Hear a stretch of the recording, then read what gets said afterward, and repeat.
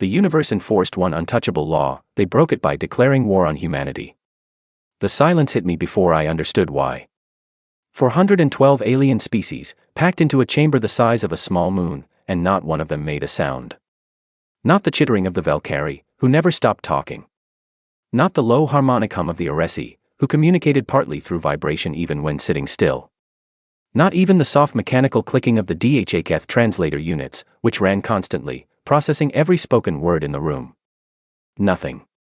I had been working as a human xenodiplomat for 11 years. I had sat in this chamber during trade crises, territorial disputes, and 2 separate occasions when species nearly came to blows over stellar mapping rights.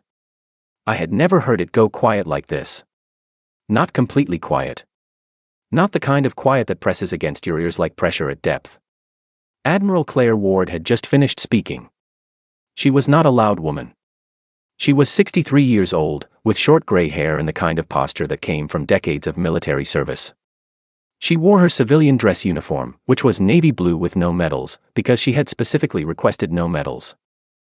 She said once that medals made other species nervous in diplomatic settings, as though humanity was advertising what it had survived. I thought she was probably right.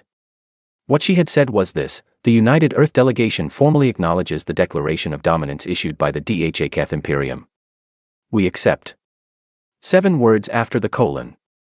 7 words that had emptied the sound out of a room containing beings who had been building civilizations when Earth was still cooling. I watched her sit back down beside me, smooth the front of her jacket, and reach for her water. That was it. No flourish. No dramatic pause. She drank her water and waited for whatever came next. I looked around the chamber. The Varati ambassador, a tall being that resembled a column of dark smoke given a loose body, was the closest to me. I had worked with him, the pronoun was approximate, for 3 years. His name was something my throat could not form, so he allowed me to call him Elder Van. He was looking at the floor. Not at Claire. Not at the HFY. At the floor. That scared me more than the silence. Let me explain what the HFY had done, because from the outside it probably sounded like a bureaucratic event. The Galactic Conclave had been running for longer than human civilization had existed, built on a single document called the Omega Accord. Every species that joined signed it. In exchange for membership, trade access, protection, communication networks, the shared knowledge of billions of years of science, every species agreed to one core rule. No formal declaration of war against another member species. Disputes happened. Conflicts happened. There were resource tensions and territorial arguments and the occasional accidental weapons discharge that required years of delicate negotiation. But no member species had ever issued a formal declaration of dominance, which was the ancient language version of what the HFY had just done. It was not a threat. It was not a strongly worded diplomatic note. Under the letter of the Omega Accord, a declaration of dominance was the unambiguous announcement of intent to subjugate another member species by force. It had not been done in recorded conclave history. The records went back over 2 million years. Nothing. And the HFY had done it because they wanted the Kepler corridor. Humanity had been expanding slowly into a region of space called the Kepler corridor for about 12 years. It was not claimed territory. It was not particularly resource-rich. It was, however, a natural bridge between 2 regions of space that the HFY considered their sphere of influence, and the HFY had decided, apparently after a great deal of internal debate that we were not privy to, that they would rather declare dominance over humanity than allow us to keep building settlements there. The mediation process had been running for 8 months and going nowhere. The HFY kept canceling sessions. Their ambassador, a large insectoid being named Kethvaran, had stopped attending in person, sending only recorded statements that said little and offered nothing. And then, 3 days ago, the declaration arrived.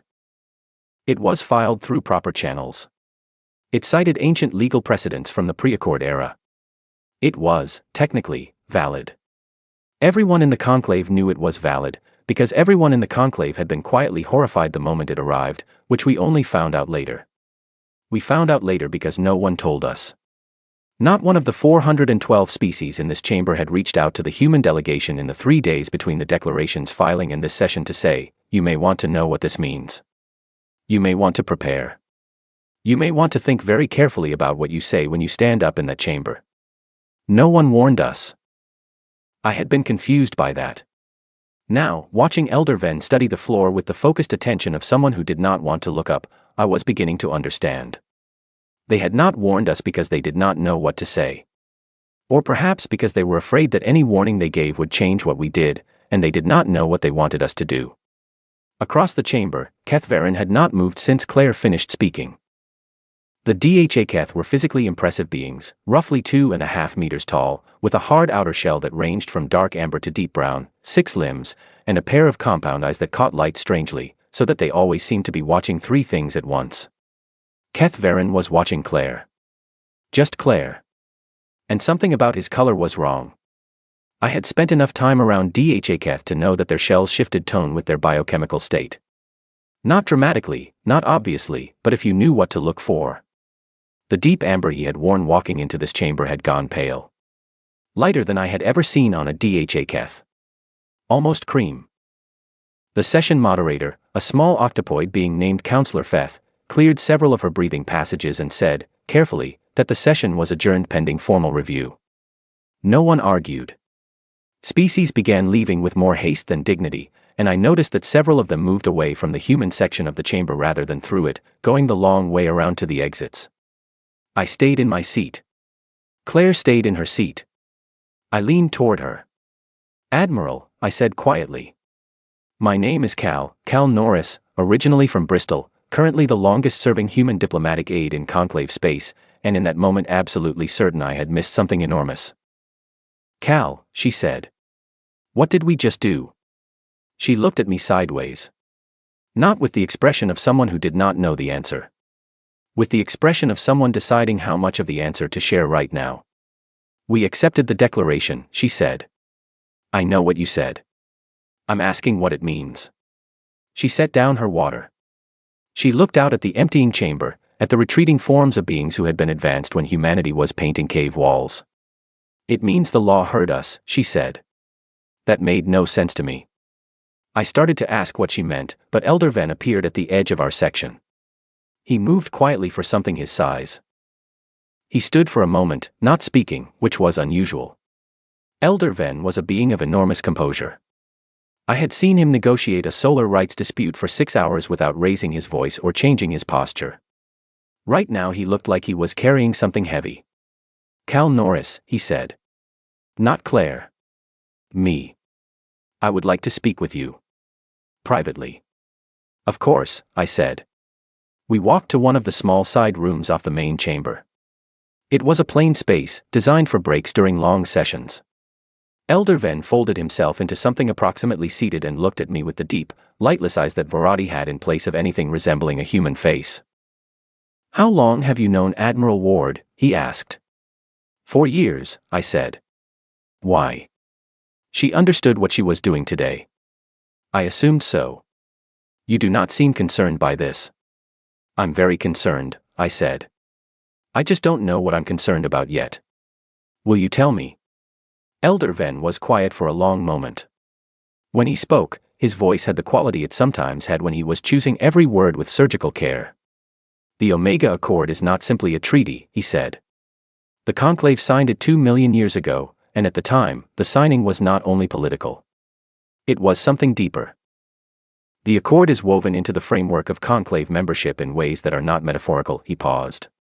When a member species is aggressed upon by another member species through formal declaration, the Accord responds. It has always responded. We know this because we have seen it respond. The dissolved civilizations, I said. I had read those records. Most people in the human delegation had. 4 ancient civilizations, referenced in the oldest Conclave archives, each listed as dissolved. No further detail. Yes, said Elder Ven. I always assumed that meant they collapsed. Fell apart on their own. No, he said. The word sat in the room between us like something with weight. The law responded to them, I said. Yes. And now someone has declared war on a protected species again. Yes. I looked at him. And you didn't warn us. He did not look away. We did not warn you, he agreed, because we did not know if warning you would change what you chose to do. And we did not know what outcome we preferred, he paused. We have been debating this, privately, for 3 days. Since the declaration was filed. What did you decide? Nothing, he said. Admiral Ward decided for us. I sat back. Outside the small room, the chamber was nearly empty now. Somewhere out there, Kethvaren and the DHA-Keth delegation were moving through those halls with their pale shells and their translator units and whatever version of fear a species like theirs was built to feel. Elder Van, I said. Am I supposed to be frightened right now? He thought about this with the seriousness he brought to everything. I am not certain frightened is the right word, he said at last. But I will tell you this. Your people have set something in motion today that has not moved in 2 million years. He stood, unfolding to his full height. I am sorry for them, he said. The DHA-Keth. They did not believe the mechanism was real. He left before I could ask him which part was not real. I sat in that small room for a while, alone, replaying Claire Ward's voice saying we accept, and the silence that had followed, and the pale color of Kethvaren's shell, and the way Elder Van had said I am sorry for them with the exact tone a person uses when sorrow is the only appropriate response left. Then I went to find Claire. She was still in the main chamber, alone, standing at the viewport that looked out over Conclave Central Station and the vast dark beyond it. Her hands were clasped behind her back. She looked relaxed. She always looked relaxed. I was beginning to think that was the most frightening thing about her. Admiral, I said. Cal, she said. Elder Van just told me the Omega Accord isn't just a treaty. I know, she said. You knew before today. Yes, she said. And you accepted anyway. She turned to look at me then. Her eyes were calm and steady and completely serious. The DHA-Keth filed a legal declaration of dominance against a protected species, she said. I had 2 choices. I could try to refuse it on procedural grounds, which would have sent it to committee review for a decade and resolved nothing. Or I could accept it, on behalf of Earth, and let the Accord do what the Accord does. Which is what, exactly? She turned back to the window. Something we don't have to do ourselves, she said quietly. That's the part they didn't understand. We don't have to do anything at all. Outside the viewport, the stars were very still. Somewhere in that darkness, the first DHA-Keth border stations had already gone silent. Nobody knew that yet. But they would. It took me 3 days without sleep to find what I was looking for. The Conclave archives were not organized the way a human library was organized. They had not been built for human minds, and accessing them required patience and a translation layer that sometimes rendered ancient texts in ways that felt like reading poetry sideways. I worked through the night cycles, in a small room assigned to me on the human delegation's residential deck, surrounded by empty cups and the faint hum of the station's environmental systems. I was searching for the last time a declaration of dominance had been filed. The Conclave's general records went back 2,300,000 years. The declaration I was looking for was somewhere in the oldest layers, before the current archive system, in the records that had been translated from formats so ancient that entire categories of meaning had been lost in the conversion. I found 3 references. Each one led to the same conclusion.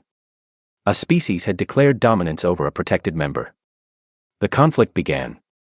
And then the record simply stopped. Not abruptly. Not dramatically. They trailed off, the way a voice trails off when the speaker realizes they are saying something they do not have the words for.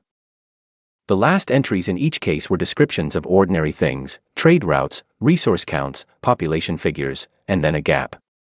And then, later, references to the species in question in past tense, in the category marked dissolved, with a note that read, Accord consequence, fully realized.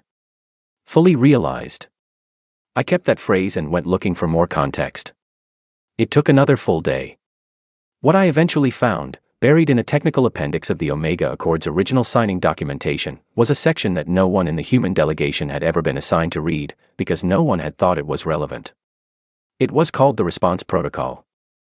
It was 12 pages long in translation, and it was the most quietly terrifying thing I had ever read. The Omega Accord was not, as I had believed, simply a political agreement. When a species joined the conclave and signed the accord, 2 things happened simultaneously. First, the species gained all the rights and protections of membership. Second, the accord's mechanism, a term the document used without fully defining it, as though the authors could not agree on what exactly it was, registered the species as a protected entity within what the document called the framework. The framework was not technology. It was not a weapon system. The document was careful about this, insisting several times that the mechanism operated below the level of technological intervention. What it was, as best as I could understand it, was something closer to a law of nature. A built-in consequence, authored by the conclave's founders and, according to the document, agreed upon by the universe itself in some sense that the ancient translators had clearly struggled to convey. When a protected species was aggressed upon by another member species through formal declaration, not through accident, not through proxy conflict, but through the direct and intentional act of filing a declaration of dominance, the framework responded. It withdrew its cooperation from the aggressing species. Not as a punishment handed down by a judge. As a natural consequence, the wave falling withdraws its cooperation from anything that leaves the ground without sufficient force. The mechanism, the document said, did not care about intention. It did not weigh suffering. It did not consider whether the aggressing species believed the accord was real, or whether they had convinced themselves the old protections no longer applied. It simply responded, as it had been designed to respond, and it continued until the aggression was resolved.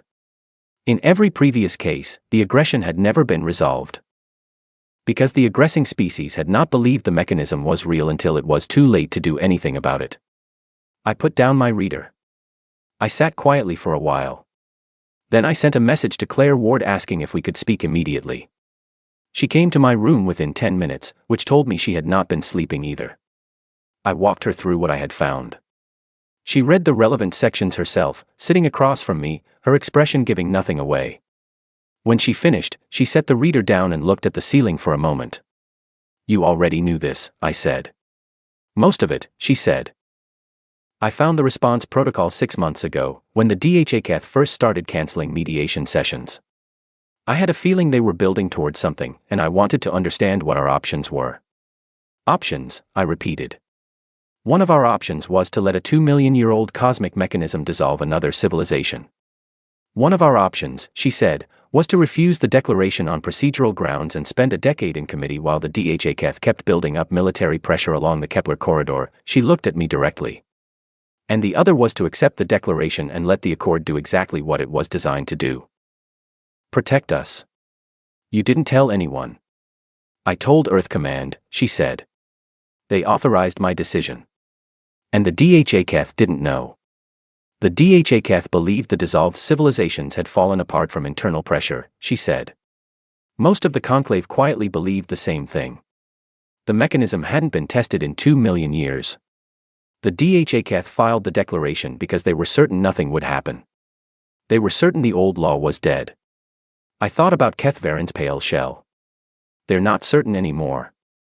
No, she said. They are not. I had more questions, but before I could form them, my communication panel lit up. It was Elder Ven. Not a message, a direct connection request, which the Varadi almost never did. I accepted it, and his voice came through with the faint harmonic distortion that always accompanied long-distance transmission. "Cal Norris," he said. "Are you aware that 12 DHHF border stations along the Kepler corridor perimeter have gone offline in the past 6 hours?" I looked at Claire. She was looking at the wall with the measured stillness of someone who had expected this call. "I was not aware," I said. "There are no signs of external interference," Elder Ven said. "No debris. No signals. They are simply no longer transmitting.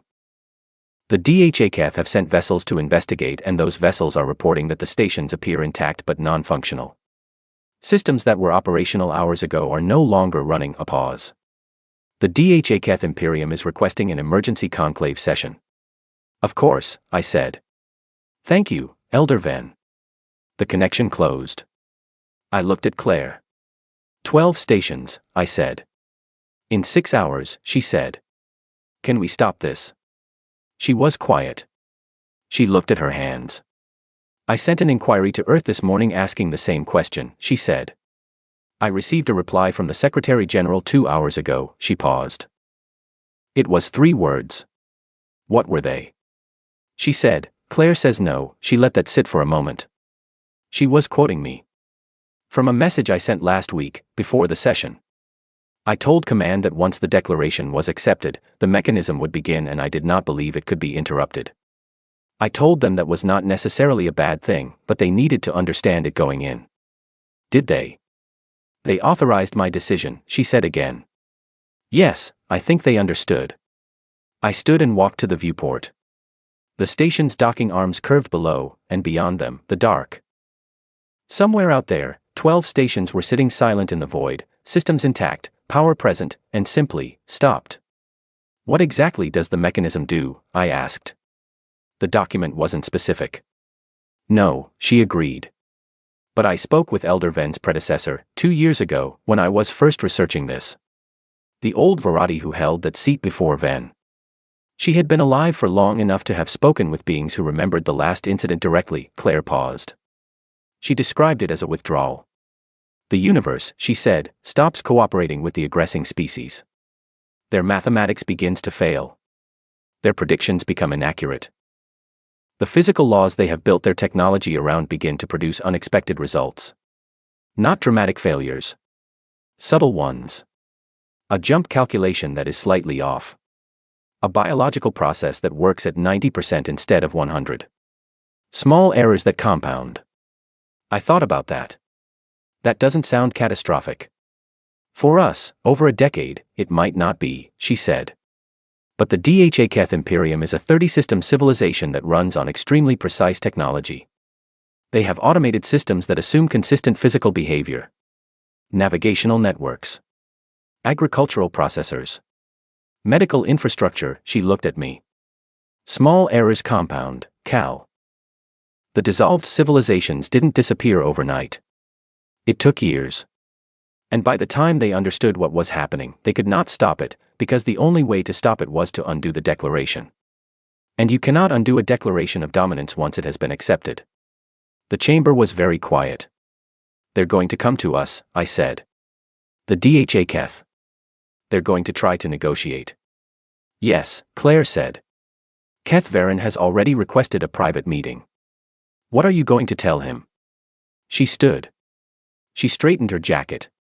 I'm going to listen, she said. I'm always willing to listen. But there is nothing I can offer him that will change what the Accord is doing.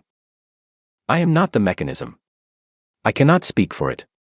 I cannot halt it or redirect it or negotiate terms with it. She moved toward the door. The Dhaketh declared war on humanity. The universe heard them. I am simply a woman in a navy jacket who said 2 words at the right moment. She left. I stayed at the viewport for a long time after she left, watching the dark. The emergency session was announced 4 hours later. By then, the number of silent Dhaketh stations had risen to 31. The first Dhaketh home world disappeared from long-range sensors 17 days after Kethvaren's emergency session. I want to be careful about how I use the word disappeared, because it is not quite accurate. Accurate would be something like, cease to produce detectable signals in any spectrum we could monitor. It was still there. Every projection model indicated it was still physically present. It had not been moved or destroyed. It had simply stopped being something the universe was willing to show us. I was at my station on the observation deck of Conclave Central when the sensor report came in. I read it twice.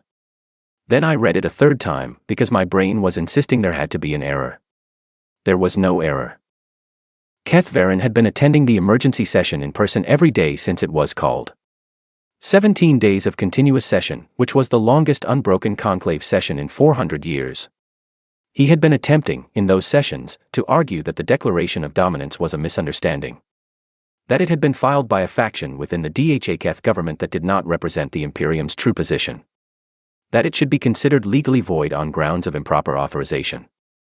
The Conclave's Elder Council, the ruling body, composed of representatives from the oldest member species, had listened to each argument with enormous patience and then rejected each one on technical grounds, because the declaration had been filed correctly, had cited valid precedents, and had been signed by the Dhaketh Imperium's recognized head of state. Keth Varen had not looked well in recent days. His shell had gone from pale cream to something approaching white, which on a Dhaketh was a color I had never seen before and which the xenobiology team told me indicated severe physiological stress. His translator unit ran slower than usual, as though even his technology was beginning to hesitate. On the day the first home world went dark, he walked into the session chamber and said nothing. He sat in his delegations section and looked at the table in front of him for a long time. When the session moderator invited him to present, he shook his head slowly. He was the first person to indicate, in any official setting, that the DHHF were aware of what was happening to them. What was happening to them was not, as Claire had described, a single catastrophic event. It was a series of small failures that had begun immediately after the declaration was accepted and had been accelerating ever since. Our intelligence team, working from public conclave data, since we had no surveillance assets in DHHF space, had been tracking the pattern. Jump navigation errors, minor at first, causing ships to arrive slightly off target, then escalating to errors large enough to make certain routes unusable. Communication systems, degrading across the board, with signal coherence dropping to the point where some outer system stations could no longer maintain contact with the Imperium's core worlds. Biological systems, this was the piece that had taken longest to confirm, but the data was now solid. Medical reports from DHHF vessels that had docked at neutral stations showed subtle cellular irregularities in their crews. Not illness, exactly. More like a quiet reduction. As though the machinery of their biology was running on a power source that was being slowly dialed down. What was not failing was anything human. Our technology ran without issue. Our biology was unchanged. If anything, our instruments were picking up a slight increase in accuracy that our technical team could not account for. Our jump calculations were coming in fractionally more precise than our models predicted they should be. Our communication systems were slightly cleaner than baseline. Something was compensating us. Not as a gift. As a correction. The universe, if you were willing to think about it in those terms, was settling its account. I drafted a report for Earth's diplomatic corps and spent 2 hours trying to describe this in language that did not sound like philosophy. I failed. The report read like philosophy. I sent it anyway. Claire had meetings with Kethveren 3 times in those 17 days. I was not in those meetings. She told me afterward that they had been quiet conversations. Kethveren had asked questions rather than made demands. The questions were variations of the same question: is there anything that can be done? Claire had told him the truth each time. She was not the mechanism. She had not created it or authorized it. She had accepted a declaration, and the Accord had responded, and the response was not within her power to modify. On the day I watched the sensor report on the first home world, I found Claire in the small observation room at the end of the residential corridor. She liked it there because it had a wide viewport and was usually empty. She was standing with her arms crossed and her eyes on the dark when I came in. I saw the sensor data, I said. Yes, she said. Are you all right? She considered the question seriously, which I appreciated. She did not give automatic answers. I don't think all right is the right description, she said. I made a decision that I believed was the correct decision for humanity.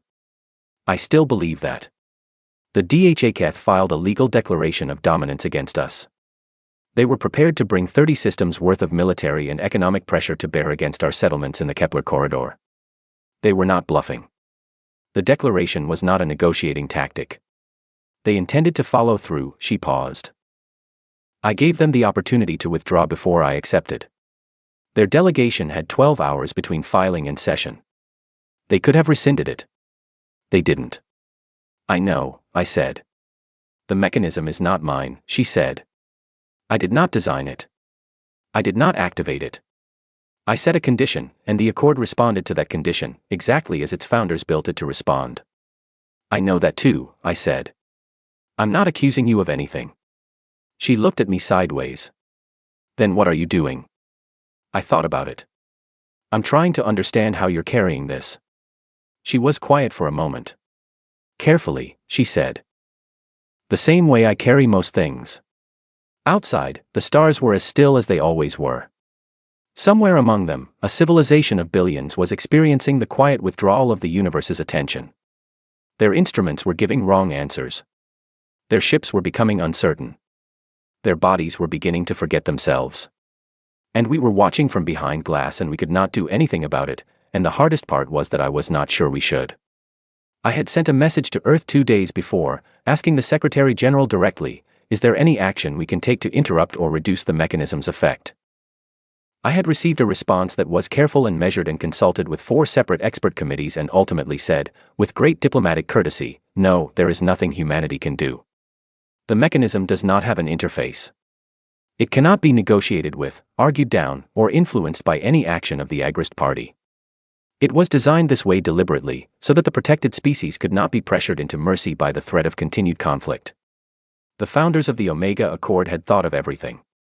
On the 18th day, Cathvaren's delegation broadcast a message from the session chamber. It was sent to the full conclave and to the human delegation specifically. It was not a plea. It was not a demand.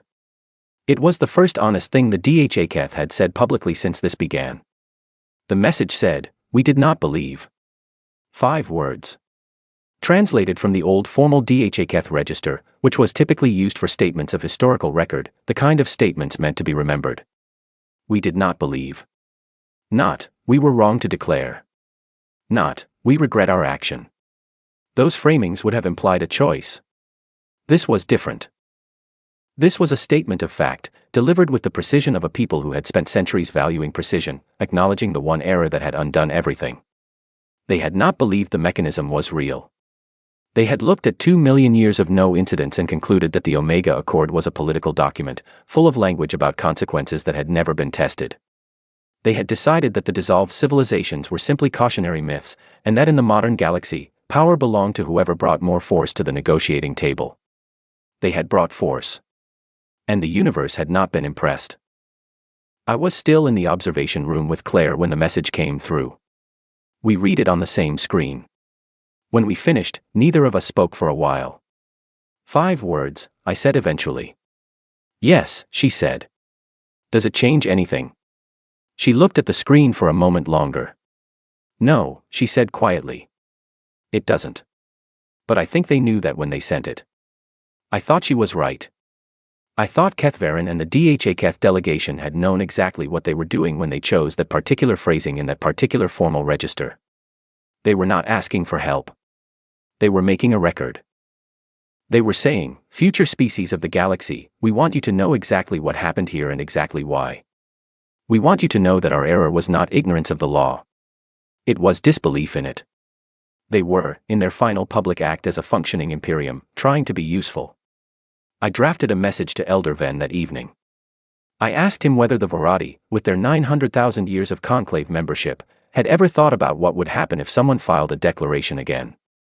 He replied the next morning. His message said, "We thought about it constantly. We hoped it would never happen. And we were never fully certain which outcome we were hoping for." I read that several times before I understood what he meant. They had not been certain whether they hoped no species would ever be foolish enough to try. Or whether they hoped that if one did, the mechanism would still work. Now they knew. 6 months after the DHACath sent their final public message, I attended a diplomatic reception hosted in humanity's honor and spent most of it standing by the refreshment station, watching. The room was beautiful in the way conclave ceremonial spaces always were, enormous and softly lit, built to comfortably hold 30 different body types across 3 different atmospheric preferences. Species mingled in the easy patterns of beings who had been attending these events for thousands of years. I recognized ambassadors I had worked with for nearly a decade. I recognized officials I had only ever seen on communication screens, who had come to this event in person for the first time. They were all very friendly. They were all very careful. I noticed it first in the body language. Beings who had previously engaged with human diplomats with the mild, tolerant interest of ancient civilizations humoring a newcomer were now angling toward us with a different quality of attention. Not aggressive. Not fearful in any visible way. Precise. The way you are precise around something you respect but cannot fully predict. The Velcari ambassador, a quick, luminous being who had always treated human diplomats the way a professor treats enthusiastic first-year students, spent 40 minutes talking with 2 of our junior staff members about an obscure detail of Kepler corridor geology. He had never been interested in Kepler corridor geology before. He was interested now because it was human territory, and human territory had suddenly become a subject worth knowing very well. The Pelavar delegation brought gifts. Not the polite token gifts that species exchanged at these events as a matter of form, but significant gifts, detailed star maps of their sovereign space, copies of 300 years of agricultural research, an open invitation to their home system. It would have taken us a century of careful diplomacy to earn those things in the old arrangement. The old arrangement was gone. What replaced it was not quite respect. Or rather, it was respect, but the kind that comes with an undertone I had to work to name. I named it eventually, proximity awe. The same feeling you might have standing next to a lightning rod in a storm. The lightning had not struck you. It might never strike you. But you were aware, in a very physical way, that it could. I found this difficult to sit with. I had grown up reading stories about humanity's place in the galaxy. We were the species that refused to quit. The species that outthought, outlasted, and outfought every obstacle the universe put in front of us. I had come into this career believing that humanity would eventually earn its place in the conclave through exactly those qualities: our creativity, our adaptability, our stubborn refusal to accept a problem as permanent. We had not done any of those things. We had stood in a chamber, said 2 words, and let a mechanism older than human writing do the rest. I was proud of our survival. I was uneasy about the method. I suspected that unease was appropriate, and I held onto it deliberately, because I thought it was the correct response. 3 of the DHHF who had been off-world in neutral space at the time of the dissolution had survived. They were the entirety of the DHHF people now.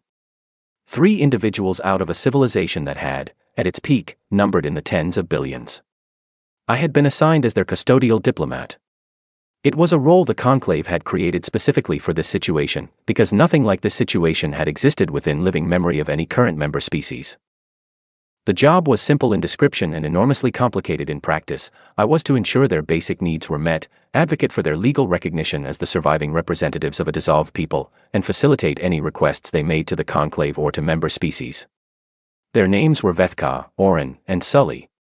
Vethka was an engineer, young by DHHF standards, who had been stationed on a neutral space research platform when the dissolution began.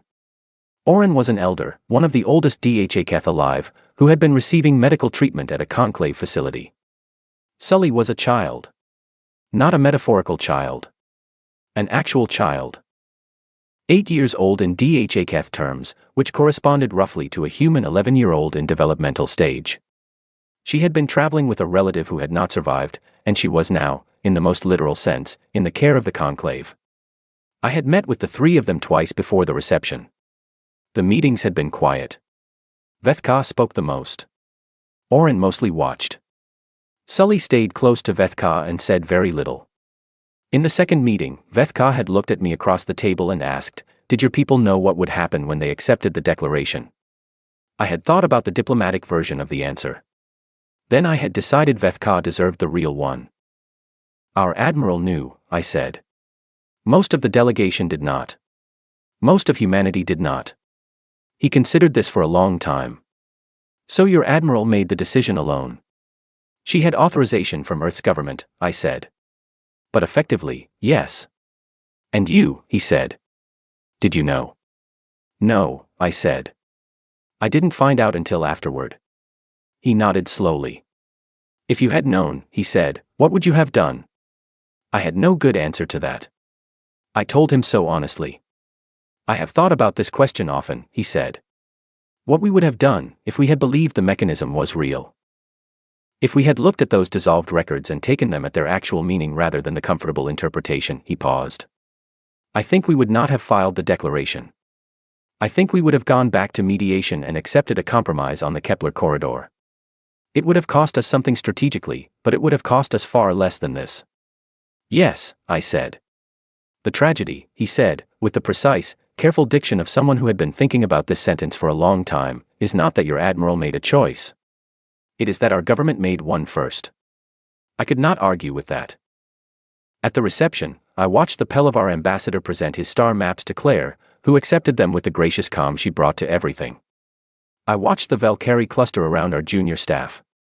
I watched species who had been members of the conclave for hundreds of thousands of years position themselves within our diplomatic orbit, calculating distances and adjusting approach angles. I found Elder Ven at the edge of the room, which was where Elder Ven usually stood at social events. "They're afraid of us," I said quietly.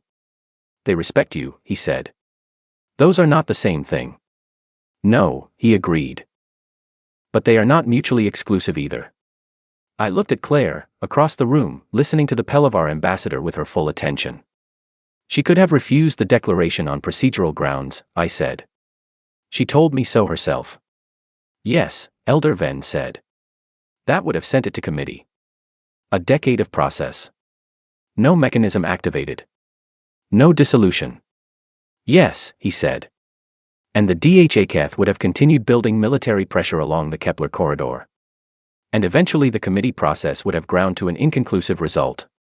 And the DHAKeth would have escalated. And the conflict would have become something slow and grinding and without resolution.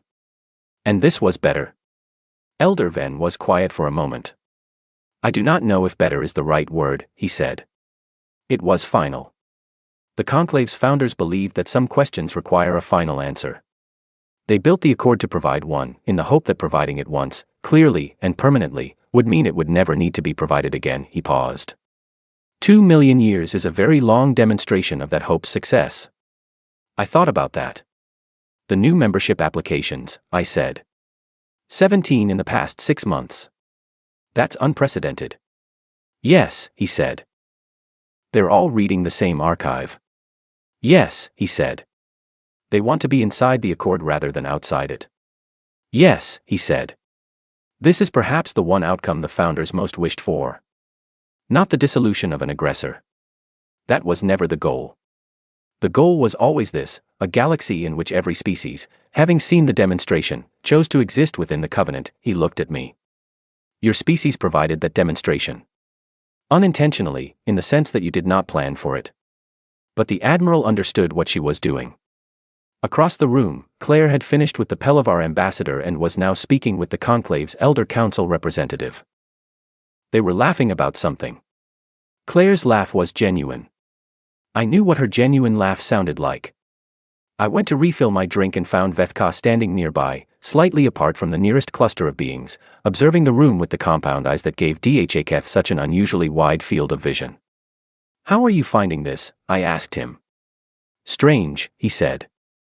I have been to conclave social events before. They felt different. Different how? Before, he said, I was a member of the Dhaketh Imperium. A mid-level engineer from a 30-system civilization. No one was particularly interested in me. He looked around the room. Now I am one of 3 living members of a dissolved people, standing at a reception hosted in honor of the species whose protection law ended my civilization, and every ambassador in this room has introduced themselves to me tonight. He paused. I do not know what I am to them. A symbol, perhaps. A lesson. Is that difficult? It is accurate, he said, which was not quite an answer but was probably more honest. Elder Ven tells me that Admiral Ward is going to propose something to the Inner Council, I said carefully.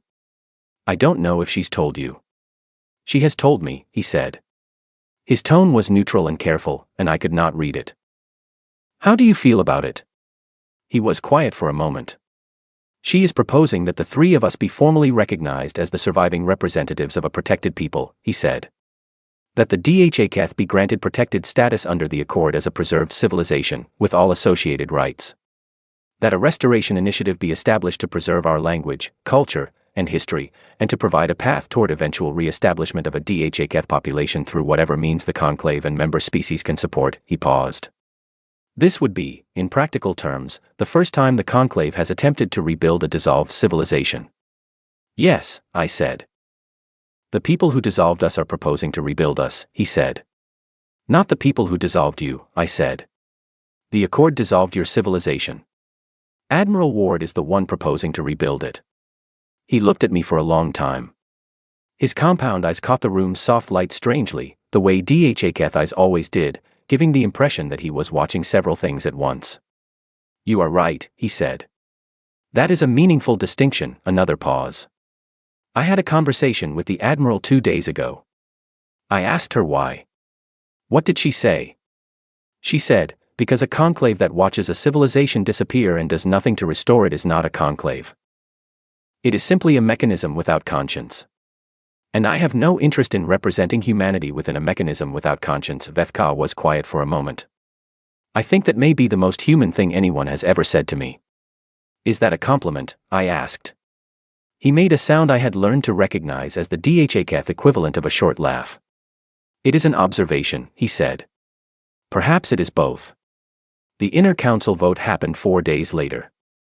41-3 in favor. The Restoration Initiative was formally established before the end of the week. The human delegation was listed as its primary sponsor. Elder Ven's people, the Varadi, were the first to offer resources. I watched Sully, The 8-year-old Dhaketh child, who was now one of 3 living representatives of her entire people, received the formal notification of protected status with Vethka beside her. She did not fully understand the significance. She was 8. But Vethka explained it to her in Dhaketh, quietly, in the middle of the conclave's great hall, and her shell shifted through a color I asked the xenobiology team to identify for me afterward. They told me it was the Dhaketh expression of something between relief and grief.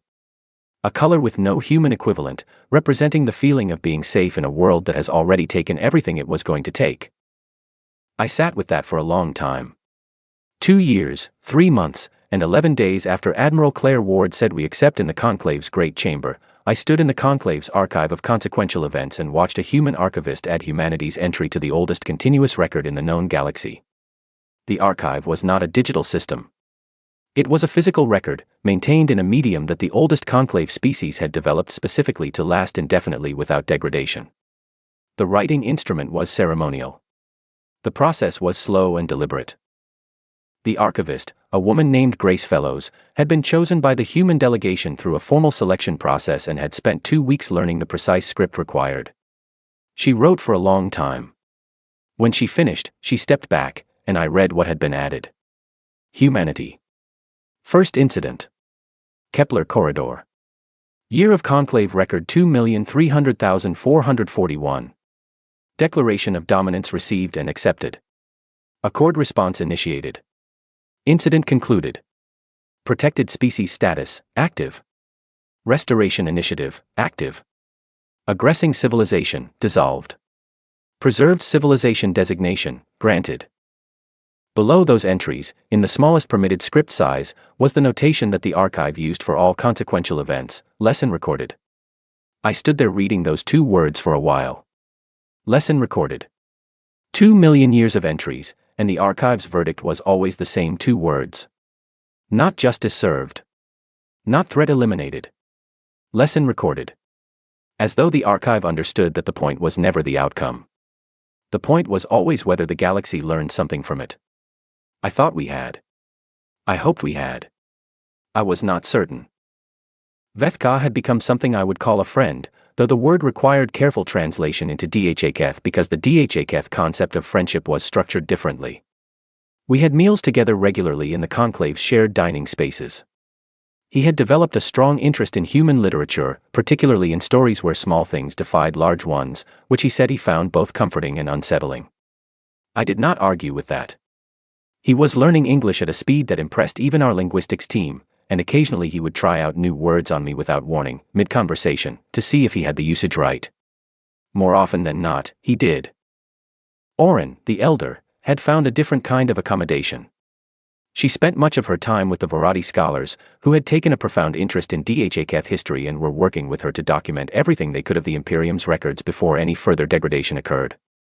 She rarely spoke to me directly, but she acknowledged my presence with a formal gesture that Vethka told me was the Dhaketh equivalent of deep respect. I had apparently, by serving as their custodial diplomat, done something she considered genuinely meaningful. Sully had started attending the conclave's educational programs for young species members. She was not the only non-adult being in those programs. Several species had representatives of developmental age among their diplomatic delegations, but she was the only one who arrived without a community. Just herself, and Vethka dropping her off in the mornings, and the quiet, watchful manner of a child who had lost more than children should lose and was trying very carefully to figure out what to do next. I checked on her progress every week. She was doing well. She had made friends with a young Valkyrie whose name she pronounced with more accuracy than any human I knew, and the 2 of them had apparently become constant companions in the way that young beings sometimes do across enormous species differences, finding some frequency of shared experience that bypassed all the complications. I found that particular development extremely encouraging and wrote about it in nearly every report I sent to Earth. Earth, meanwhile, had adjusted to its new position in galactic politics with a combination of pride, anxiety, and the particular human tendency to argue loudly about everything until something approaching consensus emerged. There were debates about whether Claire had exceeded her authority. There were debates about whether humanity should have intervened somehow to reduce the dissolution's impact. There were debates about the Restoration Initiative and how much of humanity's resources should be committed to it. There were debates about the 17 new conclave membership applications and what role, if any, humanity should play in welcoming them. I found most of the debates reassuring. Humans arguing about the ethics of a thing meant they were taking the ethics seriously. I had been around enough conclave species to know that not all of them did. Claire had taken the inner council seat with the same calm certainty she brought to everything. She attended sessions 3 times a week and spoke carefully and listened more than she spoke. The council had apparently expected a human representative to be deferential in the way that new species often were, eager to please, hesitant to assert. Claire was neither. She had opinions and she stated them, backed always by thorough preparation and the kind of patient reasoning that tended to wear down objections without raising voices. She had also, in those 2 years, developed a reputation for something that the conclave's older species found quietly baffling: she changed her mind when presented with sufficient evidence. Apparently this was not common in high-level conclave politics. Apparently ancient civilizations tended toward positions maintained across millennia regardless of new information. Claire would listen to a counterargument, ask several sharp questions, take a day to think, and then either hold her original position with refined reasoning or revise it with a brief explanation. The Elder Council found this both efficient and slightly alarming. I thought it was the most human thing she could possibly have done in that seat, and I told her so. She told me to stop being charming and focus on the Pelavar mediation, which was ongoing and complicated. The Pelavar and the Hrth had, as predicted, brought their territorial dispute to humanity first. Not to the conclave. Not to the Elder Council. To us. Specifically to Claire, though they were willing to speak with any senior human diplomat. It had been made very clear, in politely indirect diplomatic language, that they were interested in human mediation because humans had recently demonstrated that the universe paid attention to what humans thought was fair. Claire had taken that implication and ignored it completely. She ran the mediation exactly as she would have run it regardless of any implied consequences, thoroughly, patiently, without favor to either party, and with a genuine interest in finding the compromise that both species could live with rather than the compromise that simply stopped the immediate conflict. It took 14 months. The result was a territorial arrangement that both the Pelavar and Hrth ambassadors called acceptable, which in diplomatic language meant they were each quietly satisfied. 2 more disputes had come to us in the month since. I had started keeping a record. Not an official one. A personal record, in a format that felt more like a journal than a report. I had been keeping it since the day I stood in the small observation room after Elder Ven left and tried to understand what had just happened to the galaxy. I wrote in it the night before the archive ceremony. I wrote about Grace Fellows and the ceremonial script and the 2 words lesson recorded. I wrote about Vethka's question, "Are you afraid of what you are now?" which he had not actually asked yet, but which I knew was coming because I had been asking it to myself for 2 years. When he did ask it, we were standing at a viewport on the residential deck of Conclave Central. A human colony ship was passing at long range, visible as a bright point moving steadily toward the Kepler corridor. The same corridor that had started all of this. "Are you afraid of what you are now?" Vethka asked. I had been thinking about the answer for 2 years. "Yes," I said. "Of being powerful. Of being powerful without having chosen it," I said. "Of being given something enormous by accident and then having to decide what to do with it." He was quiet for a moment, watching the colony ship's light cross the dark. "My people did not believe the law was real," he said. "That was our failure. Not the declaration itself, though the declaration was wrong. The failure was in looking at something ancient and true and deciding it was decoration." He paused. "I think about what it would mean for your people to make the same error." "What error?" "To look at the weight you carry now, the attention the universe gives to what you consider fair, and decide it is decoration. Something symbolic. Something that can be set aside when inconvenient." He looked at me. "I think that would be very dangerous." "Yes," I said. "I think so too." "Does Admiral Ward know this?" "Admiral Ward," I said, "thought about it before the rest of us knew it was something to think about. I'm fairly certain she's been thinking about it every day since." Vethka made the sound that meant short laugh. "She is a remarkable being," he said. "She's a remarkable human," I said. "There's a distinction." "Tell me the distinction." I thought about it. "Remarkable beings are rare in any species," I said. "Remarkable humans are frightening because they combine that rarity with the human tendency to act on what they know rather than wait for certainty. Claire Ward acts. She decides on the best available information and then she acts and then she adjusts. Most civilizations deliberate for centuries. She deliberates for days. In the context of a 2 million-year-old political structure, that is genuinely alarming. And yet the conclave gave her a council seat. Yes, I said. Because the alternative was having her outside it. Vethka made the short laugh sound again. Then he was quiet for a while. The colony ship's light continued its slow crossing. Below it, or above it, depending on orientation, the Kepler corridor waited, 12 years of human settlements, the ordinary and unheroic work of people building something new in the dark. Sully asked me something yesterday, Vethka said. What? She asked whether your people will remember us. The DHA. After the restoration initiative is finished, after new generations have been born and the people who lived through the dissolution are long gone. Will you remember us? What did you tell her? I told her I did not know, he said. I told her I hoped so. But I told her that I thought the more important question was whether we would remember ourselves, he paused. Whether we would carry what we learned and let it matter. I looked at the colony ship until it passed out of the viewport's range. Then I looked at the dark it had passed through, which was the same dark it always was, enormous and patient and full of things humanity was still only beginning to understand. Do you think we will? I asked. He considered it. I think you have a reasonable chance, he said. Your species is still young enough to be frightened of the right things. That helps. Are you afraid of anything? I asked. He was quiet for longer than usual. Then, I am afraid of everything, he said. But I am alive.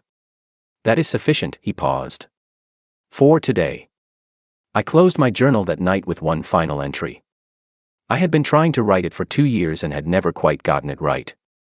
Standing at that viewport, listening to Vethka describe the sufficiency of being alive for one more day, I thought I finally had what I needed.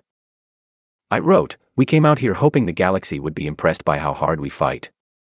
It turns out the galaxy is watching something else entirely. It is watching whether we understand the rules we live inside. It is watching whether we take responsibility for the weight we carry. It is watching whether we use what we have been given to build something that deserves to last. I think we are still figuring out if we do. I think figuring it out is the point. I closed the journal and looked at the stars through the small port in my quarters wall. They were quiet and enormous and completely indifferent, the way stars are, the way the universe mostly is. Except when it is not.